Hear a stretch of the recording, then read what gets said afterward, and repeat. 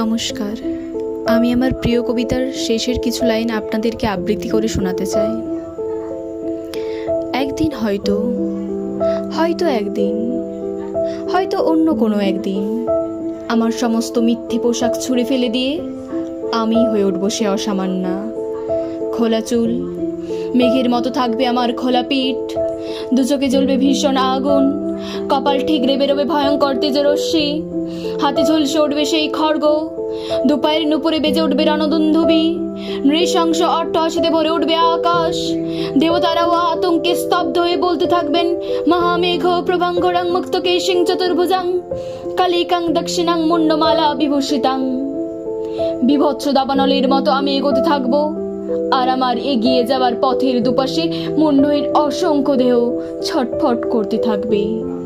সভ্যতার দেহ, প্রগতির দেহ, উন্নতির দেহ, সমাজের দেহ। হয়তো আমি সেই মেয়ে, হয়তো